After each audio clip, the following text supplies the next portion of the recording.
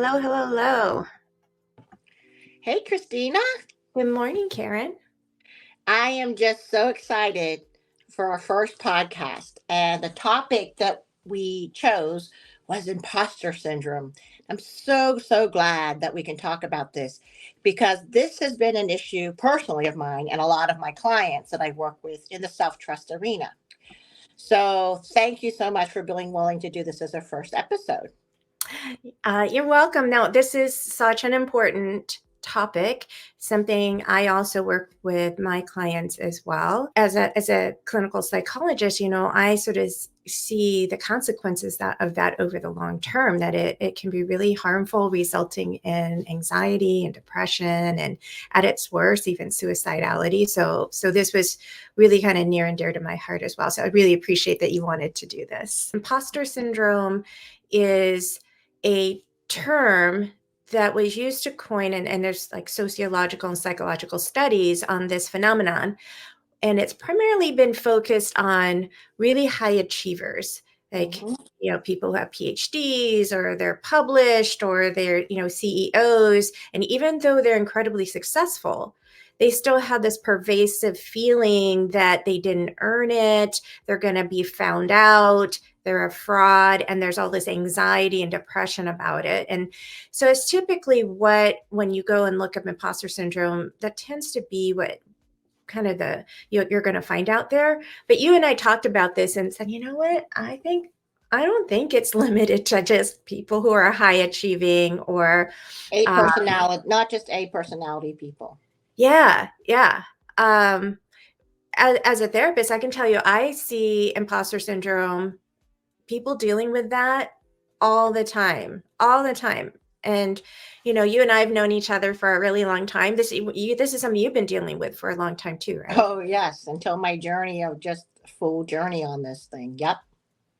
So I'm just, what Karen and I are going to be talking about is something a little bit more broader. So, you can call it imposter syndrome. You can call it feeling like a fraud. Some people call it masking. Like, it goes under different names, this same phenomenon.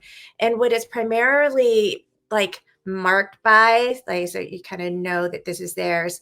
You might have this often a fear of failure, and particularly the sense that if I fail, and why it's so fearful is if I fail, I'm going to be found out. Like, covers are going to be ripped off. They're going to find out I'm a fraud. And so you'll have this fear of failure and either avoid things or even go in the other extreme of workaholism. Well, I'm just going to have to be A plus plus plus so that I never get found out. So that's one of the things you might see in your own life. It might be an instinct to mask. It might be where you find yourself kind of looking around and seeing, well, what are other people doing? What do I need to say? How do I dress? What kind of car do I need to drive?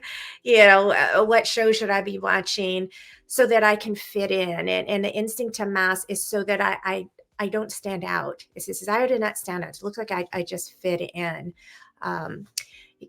People who have this, you will have it like persistent self-doubt, like really uncertain, like, did I deserve this? Was it just luck? Was it because somebody helped me? Oh no, like, I don't think I really earned this. I don't think I can go on like pretending, or sort of a sense of pretending. So this pervasive self-doubt. There's also discounting achievement. You'll see this where even if you have been successful, you don't think you earned it. There's a lot of negative self-talk.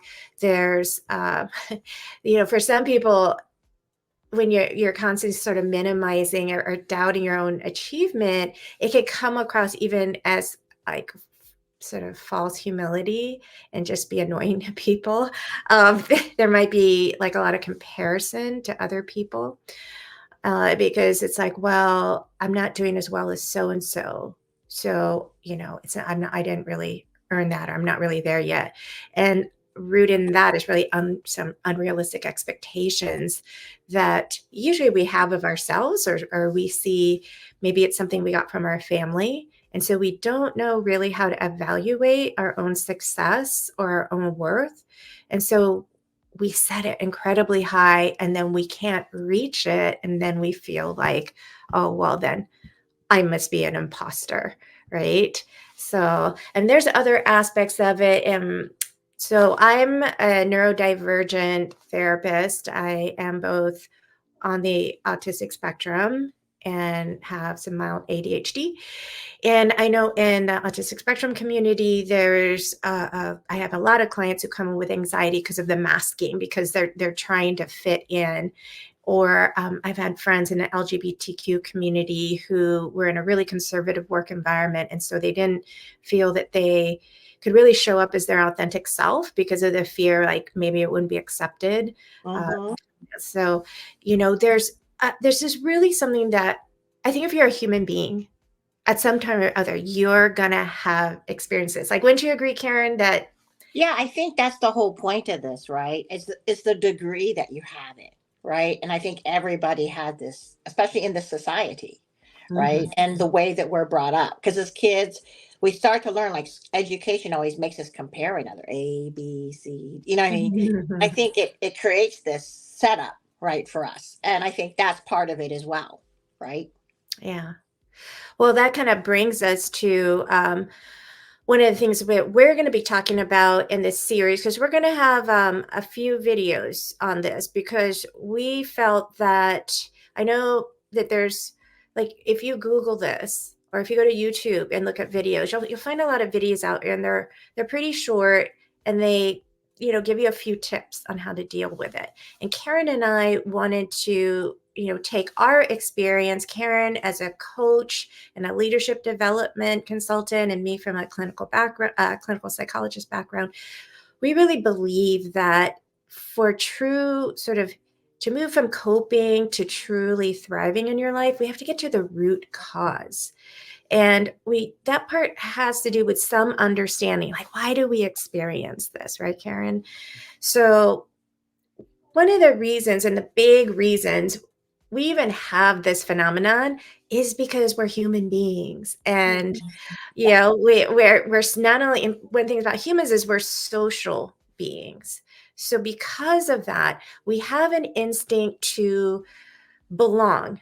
It's for our survival. If we don't belong to a clan, like, we're going to be thrown out of the cave and eaten by a saber-toothed tiger, or killed by another clan. So there is an instinctive drive for safety in belonging that all humans have. And because of that, there is an instinct to be seeking out reassurance. Like, Karen, you'll be familiar, right? Seeking out reassurance that I'm okay. Like, you're not going to throw me out of the cave, right? I'm okay. Like, you're familiar with this one, right? Yeah, and I think it's even about, when you're in grade school. I don't know how about everybody else, but for me, I remember I've always wanted everybody to like me, right? Mm. Because I couldn't distinguish between, this group versus this group versus this group. I wanted everybody to like me, and then when I finally realized with that big lesson, not everybody's gonna like you. It's okay. It just gave me some relief, right? And I think that's the whole point of it. We want to please everybody. And then I became a pleaser in the end, which did not help me. But Mm. I think the whole point of this is that it's not just about what do I want to say? It's about like you just said, which takes off so much pressure because you're wired this way. Yes. It's like Yes. we're also wired to protect ourselves, right? If you think about it, because we're always looking out for the danger for survival reasons, right? And I think that's part of it, is we're wired that way, right? So then when we, like, we're worried something's going to happen, so what do? We find all the evidences related to that one. We notice all the evidence that proves that, oh my gosh, this bad thing's going to happen, but we're not open to the other part, that there's signals of things that are Yeah. really good that's going to happen, and we miss it, right? I think that's what I love about my own journey, as well as the journey I put through my other clients, is looking for those things to have a more curiosity, and other things we'll be talking about later on in this episode. Yeah, I think I love that you highlighted that, because that is a takeaway that I want people to get, because I've had a lot of clients who come in who feel like bad about themselves because, like, they'll self-identify as people pleasing, Hmm. and they'll I think it's feel, horrible. yeah, they think it's some sort of Like you character have to flaw, stop it, right? right? Like a defect. It's a Yeah, defect. there's I a know lot of, exactly. And then you're like, oh, I have to stop this. And you just can't, because yeah. And there's like shame, feeling bad. But the thing is, what shame's a comes big up one. Yep. is there is hardwiring in us as social beings that we need to be in community to be safe. And so some of us are more wired and more sensitive to that. And those are going to be the folks who are more like scanning the environment, what I need to do to fit in, and seeking that external validation, because our brain is always looking for like danger. How are we going to, what's the threat to us? And if we can understand that this is a thing, we're not living in a cave anymore, and we're not going to be thrown out to be eaten by a saber-toothed tiger, but there's a part of that hardwiring is still there. And the more that we can understand, so that it is something you almost feel more in your body, and it's not even a thought, it's like a feeling of tension and discomfort. Hmm. The more that we can understand that and recognize it, then the more we can bring our new brain online, and we can actually start building the wiring and the meaning and the depths of understanding, where we aren't sort of hijacked by these primitive fears, and we can come from our more sort of authentic self. So that's really a lot of what we're going to be focusing on as we kind of move on this journey. And when you talk about the new brain, so let's just be distinct about what a new brain is, because I didn't really quite understand you the first time when you and I talked about and you used the term new brain, because that's what you're talking about, the thriving brain, right? So instead of just coping, you're able to make conscious decisions about it, or about your decisions or your next action. That's what the new brain does versus the coping brain or survival brain, or the, I forgot the term you used, but the whole point is that's what we used to do for the danger part. So just want to clear that about that new brain. So Yeah, I guess I wasn't going to do this, but I guess I'll do it again real quick, right? So our brain, like, people think, oh, we're so, we've evolved and we're so sophisticated. We can fly in airplanes and we can go to the exactly. moon and all of that, right? We can create Yeah. great works of art and music. But the thing is, the brain, the structure of the brain, so that's all those things are technology, art, music, The great creative side. poetry. Yeah, all of that. That's what when we talk about our new brain, the meaning maker, that's our new brain. But we still have our lizard brain that is primarily designed for threat assessing, making sure we stay alive, making sure we eat, and making sure we have, like, basically we procreate. So, I mean, it's very basic. And a lot of people don't realize that how how prominent that part of our brain is in our day-to-day lives and how it interacts with our new brain. And so, I'll bring that in here and there, Hmm. because I do think it's helpful to start understanding the more we have the operating manual. It's almost like the brain is a Ferrari and you've never driven a car like that. And Mm. all you've ever used is like a bicycle. Like, you're going to have to learn how to drive that Ferrari, because it's very different from a bicycle. So I'll be sprinkling some of that in, throughout this. And I know when Karen and I talked about doing imposter syndrome as our first, we're like, oh my God, if we're really going to do this justice, we can't do this in one episode, right? Yes. Especially because it was a journey to go through this whole imposter syndrome and put it to a place where I could make decisions with my thriving brain instead of my coping brain. It Yeah. took a journey. And so that's why a journey cannot be explained in just one episode. So, So we're going to start today, mhm. with, so basically when we decided we wanted to do this, one of the things I did was I went and, you know, went onto YouTube and watched a whole bunch of content out there on imposter syndrome, because Karen and I wanted to bring some added value. If you've already seen those videos, what I noticed that was common was, they all give you the definition or explanation of what imposter syndrome is, and then they often give you 3 to 5 tips on how to alleviate some of the distress. But Mm, what I yeah. noticed was they were all very, one, they were very short term. It was like getting out of the discomfort in the immediate present. And a number are external, very external, sort of validation focused. And Karen and you and I talked about this. And you said, "Oh, I've done some of those things." Yeah. So let me just say, so it's interesting for me with it. I mean, you see it all the time in posture syndrome because it's just a popular topic, right? And you get a lot of views and all that. And I think the thing for me, it's easy because I personally wanted some quick fixes to it, right? Because I knew I had imposter syndrome, and I would click and I would try it. And it's very interesting because some would work and some wouldn't, right? It just depends on who you are. And also, I believe it also depends on your own mental ability to withstand. I believe that it would work, right? And so it's interesting because I think some of them will work, but they're not for the long term. I just realized it would work for like the first time or second time because like it's so in awe, right? But then I realized how much my internal critic would say, "Oh, you were just lucky that it worked," right? Because my almost and my imposter syndromes was fighting against the fact that no, it's not going to work, because it liked me in, and so it's just interesting. And I was realizing that's the whole point of what we're trying to discuss here. It's not about always because the coping will work, but it's more of a deeper journey, right? That's more important, right? So we're not saying that it's like it will work, but not for the long term, right? Because it comes down to those root symptoms of realizing what you said earlier about, you know, the essence of trying to belong, but giving you a different perspective on what does it mean to belong, right? And not to the drive that I originally was thinking about it. So Yeah, like, for example, I actually heard someone who does research on this just talk about their own struggle with um, imposter, and it was really more the classic imposter syndrome, high achieving, and sort of having that self doubt, like, do I really belong here? And so one of his strategies was to Google himself every morning, and then he could wow. see all the different, publications that he did, and challenge that inner critic by having this external evidence. And it's called a cognitive behavioral technique.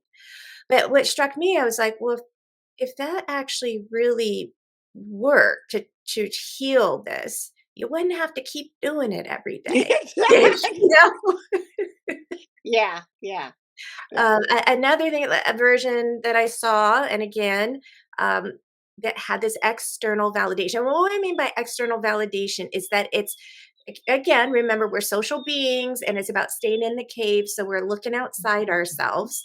And so this person's tip was, every time you get a good review at work, or your best friend sends you a card telling you what a great best friend you are, whatever these little external pieces of evidence are, put it in a file. And then whenever you're feeling that doubt, pull out your hype file, pull out the file, and go through and read, and challenge. Again, a cognitive behavioral challenge. And I was like, okay, but again, like, well, if that really worked in the long run, you wouldn't need the file, you Yeah, know? I even think a lot about when we talk about the things like when I remember I used to remember say, "You are beautiful," Yeah. you know, Yeah. and I would like, and then my inner critic says, "But you're not." Like it was like the funniest thing. It's like I tried so hard to make it work, but that's what I'm saying. It just didn't work for me. Like some of them will work for a short period of time until it's again my inner critic says no you're not, or like when after I got the affirmation I'm like, oh, they're just being nice to me, Yeah. or like we said earlier, my other part is my other part of imposter syndrome would say I got the award because this other guy, like I did this in MBA school, right? I went to Sloan MIT and we had this strategy workshop, and I was like trying to and I remember we won the strategy for Toys R Us and Children's World, and I did Child's World. He did Toys R Us, and we won the award. Like $3,000 or something. I forgot the amount. It was a Booz Allen, I think. But the whole or Boston Consulting doesn't matter. The whole point of it is interesting because I remember for the longest time getting so embarrassed and always giving him the credit of the award. When I got the award and described it to my husband, I gave the person who was my partner. I was just lucky I had a great partner, as though I didn't do nothing, right? And I think that's part of it. You know, it's that validation of other people, but then not believing it either. And so Yeah, it's that's never good enough. that's It's like never good enough. It's yeah. never good enough. Yeah, so we're calling this the external validation trap. And you can hear in Karen's story that on the one hand, there's that, the external validation that says, okay, yeah, you won this, you're good. And then immediately, that judge comes in and says, you're probably still in danger. It was probably really heavy, right? Right. Oh my Someone's God, gonna then they're think going to you can find do out. it, and you're gonna screw up on your strategy all by yourself. Right. You can't do it. Oh, good. Yeah, that's matter of fact, this reminds me, Karen, like you and I, when we were, so Karen and I worked together many years ago. She was my boss, and we're doing, remember we used to go to we would go to a cafe, and we were working through this really wonderful book I can highly recommend, and it's called Soul Without Shame by Yes. Byron Brown. Beautiful. I love that one. Yeah, Yeah, that was my first one I think I got from you to I explore think, this. yeah, so anyone working on imposter syndrome, I And highly shame, recommend especially. you Yeah. get this book, because That and this Brene Brown, both of them. Yep. Brene But keep Brown's going. work on shame Uh-huh. and Byron Brown's work on the inner critic.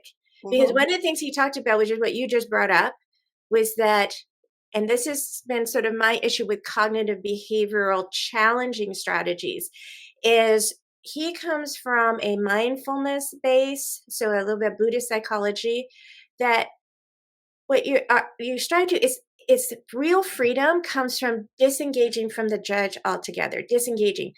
So when you resist, you're engaging. So if you try to say, "Oh, see, like I have this file, or I can Google myself and see," and I'm doing cognitive challenge. I'm challenging the voice inside me that says I'm not good enough, and I try to Yep. challenge it, that it engages the critic, and the critic will always have a counter argument. And that's why I think it doesn't work. I think that's why you have to keep doing it I over and totally over agree. again, Yeah. because you're engaged now. When I'm in my office, I don't know how many of you remember this. I don't have it here, but it's called a Chinese handcuff.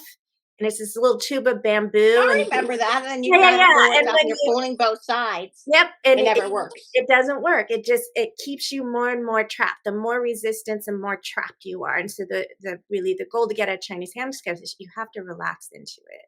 And so this first episode, we're going to be focusing on what we're calling the external validation trap, and which I think we just explained that part to you. But the rest of what we're going to be focusing now is, you know, this episode is going to be the first of, I think, four, 3 or 4 different approaches that is really more working at that root cause Yes. on how to really move from coping to thriving. And the first topic we wanted to talk about was cultivating authentic self confidence.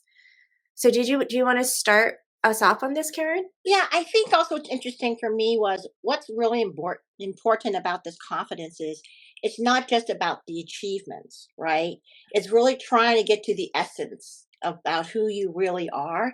And we intermingled this. You and I are talking about this about self trust because I'm doing this. My company is called Self Trust because I believe that that's the root of it is that essence part where you start to believe yourself no matter what. And this is where again, it's more than what you accomplish, more than what you do, what school you went to, or, it comes down to the root of who you truly are and your unique values and da da da. And a lot of it is from inside. It's really a journey. And I think that's what you and I are talking about. It's a journey, right? And, you know, it's not like what Christine and I said earlier on this is we got have to understand like I dealt with imposter syndrome for like, long times. I'm 59, so let me admit I'm almost 60. And I've been dealing with this for a long, long time since when I was growing up, right? The imposter syndrome, simulating all these other things for wanting to belong. I think it's really important to understand that it is a journey of uncovering and understanding. And sometimes what we're hoping is that we will make it go faster for you because the lessons that we learn and then, Christina's experience, we just found this amazing connection for Christine and I to share with you. Yeah. So this first sort of component, let's call it a component on the journey, our first leg of the journey, that both Karen and I have really been. I know for me, I think I'm a therapist now, but this is like my fourth career. I didn't start off seeking this. I think it was the inspiration from working with just the most amazing therapist I was so lucky to find. And, it's been like a 28-year journey. And the focus has been really on figuring out who I was And Karen and I both believe that to overcome imposter syndrome, part of what's going on is when there's this feeling of if I get discovered, I'm going to be thrown out of the cave. So it's often either I have some sense that I'm broken, I'm not okay. It's just there's some insecurity. It's like I'm not enough. I'm not enough, right? And so doing part of to really truly overcome imposter syndrome, there is this journey to discover you're already enough. You were born already enough. And how do you know, get to the point where you truly feel this? And you're not going to get there after watching one video. We're here to sort of outline the map and really encourage you to find the help and the support that you need to go on this journey. But we can tell you that the first part is starting to say, who am I? To do this self exploration and to increase your sense of self awareness, which can feel really scary. That can sometimes be the first thing that gets in the way. It's like, oh, I don't want to look because, then I'll confirm my worst fear that I'm not enough. And Yeah. I can already tell you, that's just you were born already okay. And I think Yeah. that's a And I big think, part of yeah. And I caring. think the thing is interesting for me is the fact that one thing I remember is my first journey was what was my purpose? And that became a big issue for me because I was so trying to find what is my purpose? And that's not really, that's Mm, different to me now than who am I? yeah. Because you have to understand who you are and accept part of it is that exploration and self-awareness. It's also being able to understand your past and accepting the gifts of your past. And Mhm. that's what I'm trying to do with a lot of my clients is, the things that's stopping us from the self-awareness also is our past. We can't stand in the present moment. And I was always regretting. I mean, that's why, with the 10 step, no, 12-step program, right? It's all about, understanding, right? And letting go, right? And to me, that's the big thing that I've done with my clients that makes a difference where you can start to accept your past, right? And accept it for making who you are, like every part of you, you're perfectly imperfect. And I know people like to say that, but I've used this with you before. And that acceptance of myself being perfect, because no one's perfect. There's no such thing as a perfect, maybe God, because I believe in the Lord. But I'm just saying that that's what I think is the beauties of you, because that's what makes you you, right? And I think one of the key things I've learned about that in the past is when you look at your past, and I don't know if I want to share this one activity, if that's okay with you, Christina. Mhm. But in the past, I've done is, and I do actual coaching on this too. So let me just tell you the quick thing is you create a life timeline and you would create it into 5 various different segments of your life. So maybe, when you were, when you were a young kid to when you were in high school to when you're in college to early childhood, I mean, to early adulthood to, where you are now, right? And the whole point of this for every major event, good or bad, right? You put both the good things and those things that plague you, and you write down what are the gifts of that, Mm. right? What are the gifts? Because as you start to practice that exercise, it allows you to start to accept it and realize, okay, I'm still standing and it isn't horrible, right? Because something came out of it. At the moment it might have been, but even in that moment, the trick is to think about what are the gifts that could happen that could be realized later on. And that's started to help me change my relationship with my past, which is part of that self-awareness too. What we'll do is we're going to put the instructions on how to do that exercise, like down in the about section on this. So click that, and we'll have so exercise because we want to give you actually practices as opposed to sort of Talk only. well, or like kind of quick fix Yes. tips. Like we this is long-term work to do this healing work. And so we're going to be providing you with, some of what these exercises are. And again, I would recommend that you seek out a therapist or seek out a life coach. Ouch. Or if you're or a pastoral counselor, like somebody who is trained to help you go on this journey. I mean, there's some self like so there's a lot of self help books out there, but again, I do think that part of the work of healing imposter syndrome is understanding like there's this aspect of shame around it, right? So to do it by yourself, you can be a little bit like you're okay, I'm going to do this, but then if it doesn't work, like no one will know. No one has to see those parts of myself that I'm not certain of. And Hmm.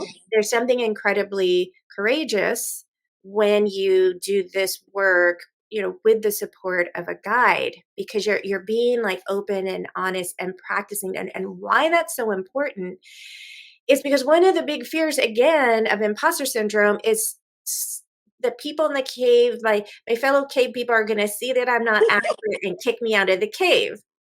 So by working with somebody, you're able to experience that vulnerability, and this is why Brene Brown's work is so important. You can experience it and find out you're going to be okay. You're going to survive, right? So this is what I call embracing existential courage. That it takes this courage to confront your own self-doubt and your own fears. And I love words, right? I can't remember if I told you this, but I love the word courage, right? It comes Hmm. from the Latin word for heart. To have heart. It's to have, you can't experience courage without fear, because courage is to have heart in the face of fear and to be able to take action in the face of fear. So if you're going to be able to develop this existential courage, which is the courage to be your authentic self, like you gotta step into the fear and the anxiety about not everybody's, a really good friend of mine told me, he's like, Christina, you're not everybody's cup of tea. And I love that. I mean, yeah, and even not everybody is from your tribe. Yeah, that's I true think too. Sharon and I, You part don't. of The our tribe. journey, You're right. The tribe is not good because that way it could. Yeah, you could. it's okay to understand not everybody's from your tribe, and that's okay. Hmm. And starting to learn how to soothe yourself and how to recognize that fear and to find your courage is what I love about the work, is helping clients find their courage. And then also finding like what's meaningful to you, like why, when we're really dependent on external validation, we tend to be looking what's meaningful to other people, Hmm. right? And then how do I adapt that and how do I fit in? But meanwhile, we've actually abandoned ourselves. Yep. And so when the abandoned self knows they're on their own, that again, that even more that fear and anxiety and that spiral into the external validation trap. So finding what is meaningful to you, your personal meaning. I think Karen, that was a big catalyst for you, right? Yeah.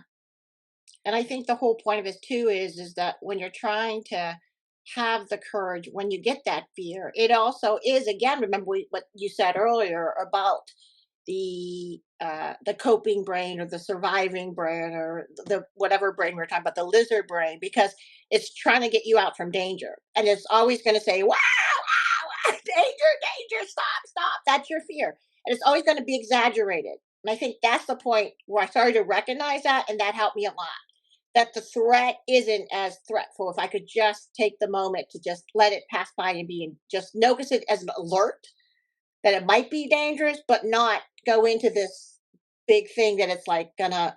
So this is sort of what I had to learn too, right? Yeah. And I think when we're in that lizard brain, Hmm. so that's the old brain. Hmm. And then to actually do this work to transcend and to really heal, it really is starting to learn to recognize when we're in that lizard brain, and then how do we shift that to our new brain? And the new brain is where we have things like personal meaning. And I just remember having conversations with you, Karen, where, for you, your faith, right? That was a big part for you in finding that meaning and having that sort of guide you out of fear. Like, can you speak to that a little bit? I think because I'm a Christian, and the work that I've done with my relationship with the Lord is really trying to like trust in Him more and more, and then knowing the fact that He didn't want harm to come of me. And I think of the universe too. I talk about the universe and Christ is believing that we are. It's not about like everybody's trying to get us, right? Like God helps me realize that. good things will come, right? And I think that's the whole point of it allows me to be more courageous, to believe in the fact that God is watching my steps, like things will unfold. It's also with the phrase, even, when a door closes, another door opens, the timing of that. It's so true. I've seen that in my life when I could see it. And I think that's the whole point of it. It's allowing your eyes to see something different. And I know I'm going to go off in a path, but I got to tell you something that I really think is important is to realize this is, you know, there's the whole point of we talk about the Johari windows, what you don't see, what you don't know. And that's why for me it's really important to get that. Sometimes you need that courage and you need that external support to help you with that, right? Mhm. And sometimes even tell my client, what would you say to a friend if they were you?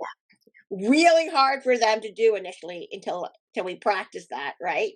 But it gives you another perspective. And we're always nicer to friends and tell our friends to be courageous than we are to tell ourselves, right? Because we're caught in that, the grip of the fear. And I think that for me is sort of why my faith, it just allows me to just have something to know that I'm not alone. And Mm. that's what helps me. I think people who believe in the universe is the same thing, where you don't feel alone, that things will work out, right? And there's times when you say, oh no, it won't. But then when you go to church or when I do certain things, right, that support that, it gives me a more comfort and I'm able to step out. And I think that's what we have to figure out, what allows us to step out more encouraged, whether it be a friend, a therapist, a coach, going to church and praying to God or whatever it is. But there's certain things in your life that you use. And I wouldn't call them coping. I really feel like they are the things, they're the tools that you use, right? It's not coping tool. It is a tool that helps me take the next step over. It's like crossing over that big um, pothole, right? That deep sink. But that it's internal. You use Yes, it that's what internal. internally for your sense of your Yes. connection to spirit, right? Is your I remembered when this happened for you, when you said, back in the day when imposter syndrome was really big for you. And again, I mentioned Karen we used to work together, and Karen would come into my office and say, "I'm a fraud. I'm a fraud." And I remember when this transformation happened and you said, I realized, like, I have a personal relationship with God. It's Mhm. it's it's in here. And Yep. I remember, I remember that day. I'm gonna cry right now. I remember that day like it was yesterday, and the joy. I remember just God, the joy. There's just you had so much joy. You told me you It's were the outside relief. like Yeah. dancing like under a tree or something. Yeah, yeah. I mean, Yeah. that's when I feel like something. It's really funny. It's when I'm out with nature or something where I just notice that he's there, like how things happen, right? But I do like dancing as a way to get in tune with God. As I go outside, put on music, and I just dance, or I sit out there or something with nature. It just works for me too. Yeah, I come from a more secular background, and I mentioned, that part of this work is sort of embracing existential courage. So I define or just sort of identify as someone who comes from what's called an existential humanistic background. So Hmm. from that background, this is the life we have, and our work is to figure out who we are. Who are we? Because there's only one of you, there's only one of me, there's only one of you, there's only one of all anybody watching this, there's only one of you. And so from where I come, it's like your purpose, everybody's purpose is to figure out who you are as that unique creation, that unique human being. We each, every single person has a gift, whatever it is. It might be that maybe your gift is gardening, and people who walk by see your beautiful garden, and you bring joy to people's lives. Or maybe it's something more private, like maybe you have a gift for writing poetry that you just write for yourself. Like everybody has, you might be like an amazing mechanic, like you're the person that everybody trusts. They take their car to go see you. Like this, everybody has something that's just uniquely you. And the more that we can learn and identify and be more focused on who we are, and then our goal is to bring that out into the world instead of looking outside of ourselves and saying, who am I supposed to be? Which may or may not align with who you are. And then you feel that misfit. And then again, oops, I'm an imposter. So Yeah, that, and and so it's funny because you say that, but I remember when I first, there's that big book that was read about what is my purpose, what is my purpose. I read it, and I read another book on what is my purpose, and I never finished it. I tried my best, but then I realized the key to it. And this is what my coaching business is all about, right? Is I talk a lot about the purpose isn't always like one thing, right? Like I always thought my purpose was to be, I wish I could be a nun because then I could be the purpose I'm meant to be. And I realized I'm not meant to be a nun, right? It's the me that I'm supposed to be, like you just said, that's supposed to, I'm meant for this world to do something, right? And be, and it's nothing more than being who I am. So I had to like let go of the thing of seeking out like the one thing that really wasn't me. It's that's why I think it became so easy because you're gonna discover it once you take the time to discover it. You're more intentional about discovering. That's the gift that made me start to get rid of my imposter syndrome too. Right? It's to believe what you said about we all have our unique gifts. No yeah. one else can give the same perspective that I can exactly as I can. They'll never use the same experiences, reasoning. They may, some people will, but it's just interesting for me. The more I note that my perspective is actually a gift to this world, right? Mhm. So Yeah. go ahead. There's only one you. Yeah. So I think that this journey, trying to put myself in people's shoes right now, and this might sound like, wow, this sounds really narcissistic. Like, And narcissistic, for everybody who I did not know what that meant until you explained that, means what? Narcissistic. okay, so the way I just used it there, like, oh, they sound, people use it like to mean the same as people who are just like all about themselves and they're Yes. self-absorbed and they're Exactly. selfish and only think about themselves, right? Like that's as a negative term. But the thing is, what it really comes from, again, it's from the story of Narcissus about the boy who falls in love with his own reflection. It really is about when it's healthy. And a lot of people don't know there's healthy narcissism. And healthy narcissism just means healthy self love. Oh, So, I did not even know that. See, yeah, I even learned something new from you today. I did not know that. Didn't know there was a healthy. Oh, okay. yeah, healthy narcissism. Like we all need It's like to. the healthy ego Yes, just versus like a healthy ego, people think again, egotistical could be, oh, it's selfish, you think so much. That and I think that this is one area where maybe women, there's a lot more, and we talked about how part of imposter syndrome can be something that you inherit from the culture, social norms and cultural norms. And one of those, I think, for women is, we're not supposed to be thinking about ourselves. We're supposed to be thinking about everybody else and how everybody else is doing. And, putting ourselves last. we're Yeah. selfish, like, If selfish we with in we'd a be bad. selfish if we put Yeah. ourselves in front of someone else. Yeah, Exactly. how dare you do that? And Yeah. and matter of fact, this social norm is such a big contributing factor to imposter syndrome because it creates it's where you start, right? Oh, no, I've got to like figure out what everybody needs and I gotta make sure I meet all those expectations. Oh, I'm not meeting those expectations. Let me do more and become more and more and more self-neglecting. So Yep. what we're talking about, so we're not talking about egocentrism and self-absorption. We're talking about curiosity. We're talking Mm, about yes. awareness, of just cultivating an ability to just know who you are so that you could be in the world with authentic confidence. And that's going to be in a later video. But the foundation is an openness for self inquiry, to be curious about yourself without judgment, with a lot of compassion, because you have to know who you are. If you're going to overcome imposter syndrome, it has to start with knowing who you are. And this is sort of our last bullet point today, which is as you do this journey and you're trying to be more compassionate and self observing and self aware, you are going to notice mistakes that you make. And this is part of the work, is learning to have a different relationship for people suffering from imposter syndrome. That's like the biggest fear, right? Oh my God, I'm going to make a mistake and they're going to see I'm a fraud and then no one's going to like want me or like me. And Karen, you have like a version of that about what drove you in your career, right? And you're like, oh, what your story to yourself? If I get discovered, then I'm going to lose my job and I'm going to lose my house, right? Yeah, I'm gonna lose my house, and then I'm gonna bring disgrace to my family because I have to live with them, and da da da, and And I think also what's interesting for me about embracing mistakes, it's like when I thought about that too, because every mistake was highlighted as the big drop shoe, and I'm waiting for the shoe to drop, right? Because someone's gonna find out.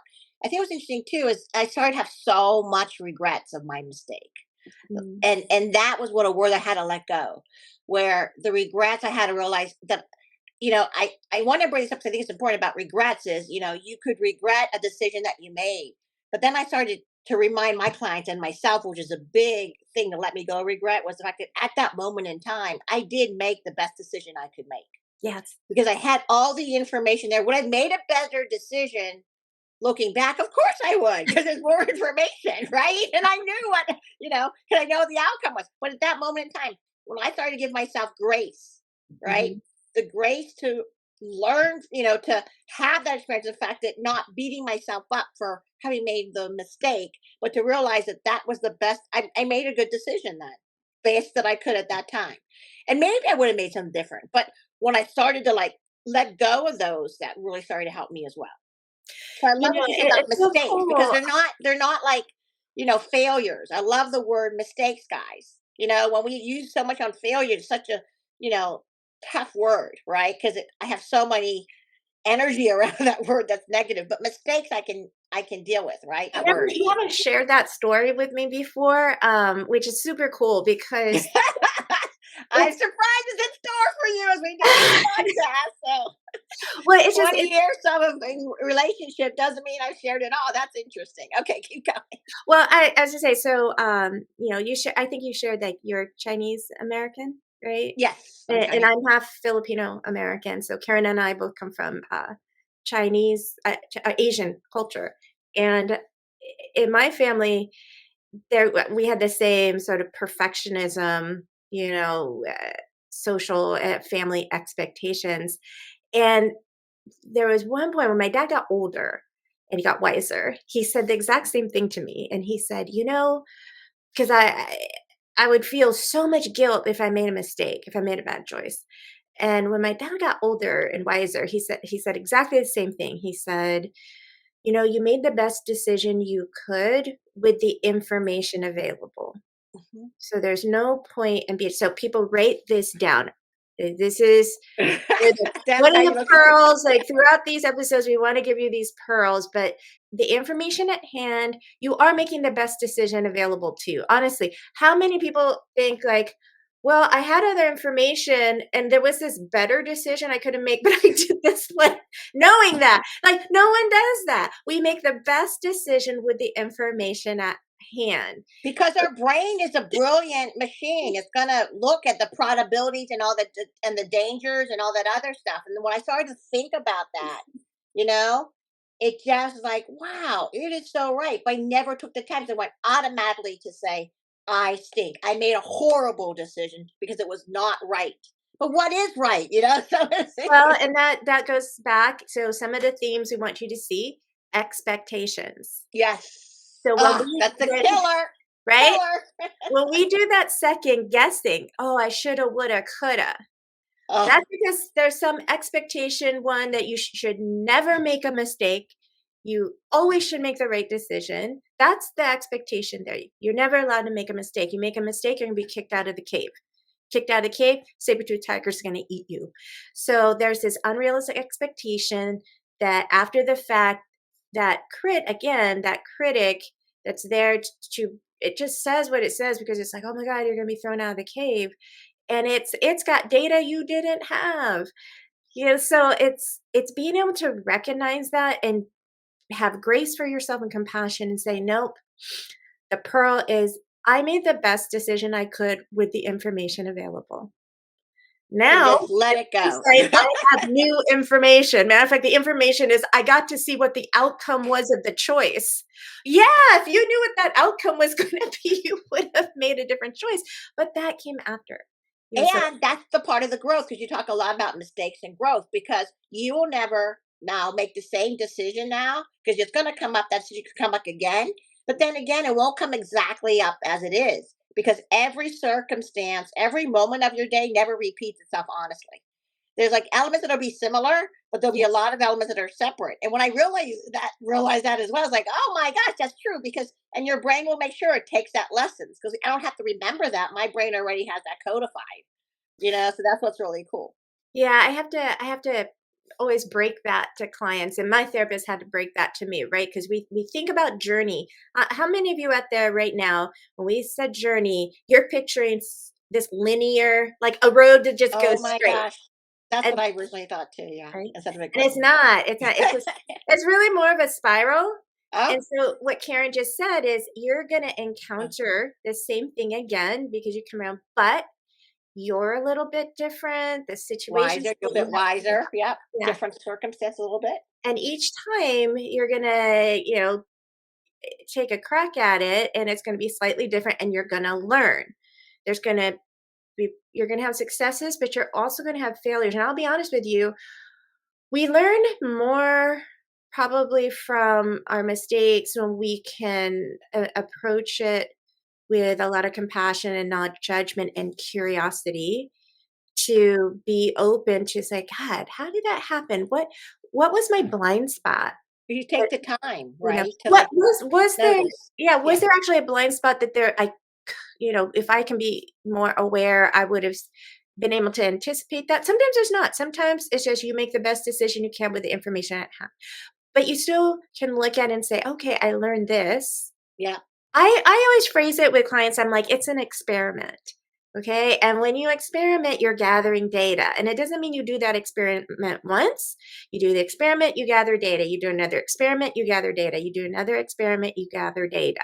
And when we look at it more that it's an iterative process, it's something we do over and over again, we're able to be more courageous because we're not putting it all on the line, which is how that old brain says, it's all on the line. If you don't show up the way people expect you to, you're going to be seen and if you make a mistake, you're going to be kicked out of the cave. It's not going to happen. Matter of fact, the ability to acknowledge mistakes gives permission to the people around you to also be more human and be more vulnerable and more authentic. And I think maybe you've got people in your life who don't know how to deal with that because they're so deep into their own imposter syndrome.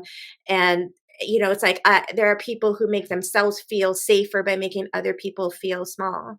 Hmm. You know, as you do this work, you're going to maybe find that there are people in your life that don't serve you, that aren't supporting you, who will keep you stuck. And so, I guess we should have a little warning that if you're going to do this kind of deep work, there's going to, some of it's going to be hard and you're going to have to make some big decisions. You're going to have to be out of your comfort zone. You're going to have to be vulnerable. You have to do a lot of things that are hard. Yeah, and but it's well worth it in the end. And it's the whole point. It's not all dramatic. It's not all at one time, right? And that's the Right. whole point of it being a journey, Mm. right? I think that's the beauty of it. And I really like the emphasis of a support person or just to take it as it unfolds. Because you're not gonna be able to take it all at once. Your brain won't let you. Like I've been told with, my Lord, like he'll only take what I can hold on to, only the stuff that I can, process through, right? Because you can, it's almost like going in the dark room. Someone says, so this, I love this digest. If you go into a dark room, it's almost like all of a sudden you go in the dark room and then puts on the lights. And you're like, oh my gosh, I don't do this. I don't do this. You see all the mistakes and you get overwhelmed and you freeze. Like, where am I going to go? And I think what I love about our brain too, it allows us to see different things at the right time with Yeah. my brain and the Lord for me. And so I can see at the right time so I can deal with it. So I'm never ever gonna be overloaded. And Right. I love that perspective that I have. So we're coming to a close, Mhm. right? Yeah, I just wanted to summarize what I'm going to invite people to reflect on, which is the first part of what we're calling um, basically avoiding the external validation trap. Mhm. And the first step is cultivating this authentic self confidence that is based on engaging in sort of a curiosity and self awareness practice, cultivating courage to really see yourself for who you are, as imperfect as you are, but as a unique human being that you are, connecting and figuring out what is meaningful and your personal meaning is. And we're going to do a little bit more deeper dive on that in our next episode. And then learning to embrace mistakes as a path to growing and shifting from that perfectionism mindset that really keeps the imposter syndrome sort of alive and well, and instead being able to see it as an opportunity to learn and cultivating compassion, empathy, and self acceptance. Like, these are the forces we want you to sort of think about. And if you want to share your own story down in the comments below, we're going to be inviting the community to share with us, like, where are you in the journey? What's your experience of imposter syndrome? What are the areas where you've tried things and you've gotten stuck? Because we want to, be able to start building up things we might put into future episodes. And hopefully at some point we do, if we can build an audience. So we really want you to hit like and share and subscribe, because if we build a big enough audience, we really have a goal of doing this in a live stream so we can take your questions real time. So we really appreciate your being here with us on this first Thank you, episode. thank you, thank you. Yes. And And we Karen, really, something you want to say to close out? I think the thing is, I want you to remember that, as Christina said, most importantly, is the fact that we wanted to share and become a community for you. So again, we really like the word simply human because of the fact that we are. That's what we are. We're simply human. And as Christina and I were just doing it initially, just talking through our things, it was really important that you realize that you're human. Some of it is you're wired. You're wired this way. It's nothing to be ashamed of. Like I was so ashamed. And the whole point of it is I didn't realize until I did this exploration with imposter syndrome. And then even all the other topics that Christina are talking about is those things that really gripped us, boundaries and all these other things that we're so excited to share. So we look forward to the topics you want to share, but just thank you so much for this time that you've given us. And we look forward to engaging with you in the future. Thank you, everybody. And don't forget, hit the next video. And we're going to do a deep dive on more aspects of dealing with imposter syndrome. So, see you next time.